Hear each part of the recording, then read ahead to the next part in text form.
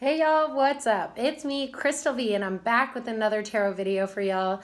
So last week I took a break from our regular numerology based tarot videos that I usually do, and I decided to do a spread based on financial patterns or financial gain or how to age your current financial situation. So if you haven't checked that out, it's on my channel. Go check it out right now if you want to look into your finances and see what's up. Anyway, so today we're actually going to continue on with the sevens, and the sevens of the tarot are all about a combination of activity and rest. So usually when you pull a seven, it's all about the hard work you've done up to this point and the results of that hard work coming into play.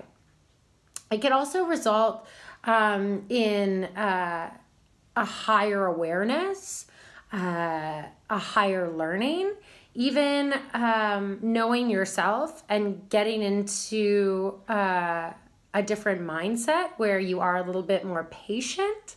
And it does indicate that inner calm and rest that happens before the next stage. So I wanted to talk a bit about the Chariot card, which is a 7.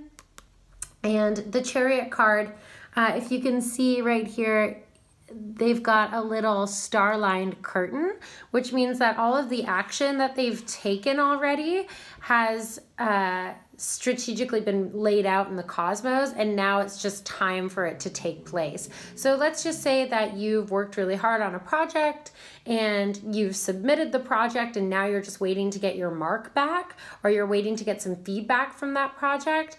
The 7 is that period before you get the answer and actually receiving the answer to whether you did good on the project or not. It also indicates going with the flow and heading towards your life's purpose, which is your higher purpose, your higher form of learning. It also indicates the inner workings of the cosmos or the spiritual world.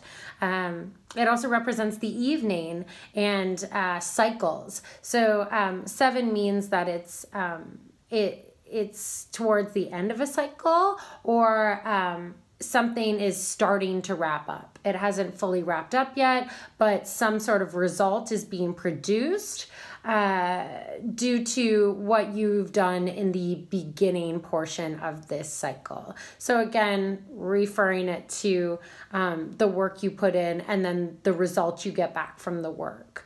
So yeah. 7s are also pretty adventurous. They also look for higher forms of knowledge, higher forms of perception, and knowing when to use your energy and when to not use your energy. So having that inner balance as to when to make an action towards something and when not to make an action towards something, when to remain receptive. So yeah, so that's the Chariot. And you know, pretty similar. They both have, except this has more of an Egyptian type of vibe with the sphinxes. And then there's these 2 blue receptive horses in the Tarot de Marseille. You can see that they both have that celestial curtain above them.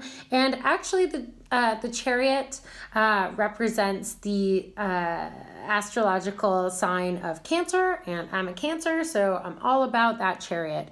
It could also mean traveling full speed towards one's goal. So you've already sort of laid out the path that you want to go down, and you're using that path to travel to the end of what you want to accomplish. So yeah, that's the Chariot. Now, I'm going to get into the Minor Arcana, potato, tomato, potato. So I'm going to start off with the 7 of Swords. And the 7 of Swords is, you can see how this sword has a blue receptive blade. That means knowing when to take mental action and when to hold back and wait on something mentally as well. It could also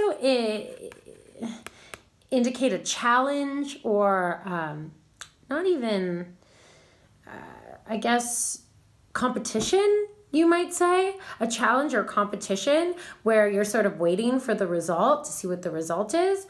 And usually when this blade is pointing upward, it does indicate that victory is yours and that you're just going through a waiting process and you'll just have to wait it out mentally. It could also mean using your intellect in a very balanced way, knowing when to push yourself mentally and knowing when to sit back and to absorb information. So yeah, that's the 7. This could also indicate some sort of combat or some sort of competition that gets you to another level as well. That gets you to a higher level learning wise, because we all know those swords are about the mental state, the mind, the element air, and they are projecting. So knowing when to project your energy and when to hold it back. Also, we have another projecting card, which is that 7 of Wands, and the 7 of Wands is all about you know, those competitive aspects, but in more of a creative, passionate sense, less about the mind. This could also indicate you starting to see you're going to start to see some results from some of the creative projects that you've actually put out there. Sometimes I talk a little fast. Gets overwhelming, so sorry about that. But this could also indicate a competition, combat, or a creative project that is challenging, that will take you to the next level and increase your knowledge as far as creative and passionate aspects are concerned. This also indicates a need to act. If you're wondering whether to act or not, this is a good sign that you should act because it's active and it's projecting. Again, the wands indicate fire. They are a yang energy, that masculine based energy, therefore projecting. So yeah, 7 of Wands. And then we also have the 7 of Cups, and the 7 of Cups is interesting. This card actually means that you have a lot of options at the moment. This card could also indicate the fact that you're honing in on your intuition in a different way, in a higher way. This could also indicate that, you know, again, a lot of your creative or your humanitarian based efforts are paying off and getting you to the next level. This could also be a period of time where you learn more about yourself. This might be a huge growing period for you, but it's also called a mystic card. So this is a time where anything is possible. So make sure you pay close attention to your intuition and your dreams as well. As you can see in this Smith weight, you see there's this person looking at all of these cups, and in all of these cups there's all of these different treasures or different options. Some of them look better than others. So this could also indicate using your intuition to make a choice, using those higher forms of intellect to help you choose a path. Oh, yes. And of course, cups are water. Cups are yin energy. They are feminine. So this is a big card of being receptive and looking inward. There you go. And then we also have, last but not least, we have that 7 of Pentacles. And I love the 7 of Pentacles because you can see in this Smith weight card here too that this person right here has done a lot of work. They've harvested some crops, or they've been tending to this garden, and now it's yielding results. And that's the same thing on this end too. It just means that a lot of the efforts that you've put forth on earth are starting to produce results. Which is lovely. This could also mean growth as far as your financial aspects go, or growth as far as your job or your living situation in a beneficial way. Also growth health-wise too. So if you've been putting in some work health-wise, like eating healthy and exercising, all of that is starting to pay off. So the Pentacles are relative to Earth. So this could also mean grounding yourself and seeing results from grounding yourself too. And what I mean by grounding yourself, just practicing a receptive practice, so meditation, or even reading and gaining knowledge in a receptive manner in order for you to produce some results on this earth, because knowledge is power. So yeah, this Seven of Pentacles again is one of my favorite cards because it means that all of your hard work is about to pay off. So yeah, again, earth, feminine, receptive, yin energy. So thanks again for tuning in.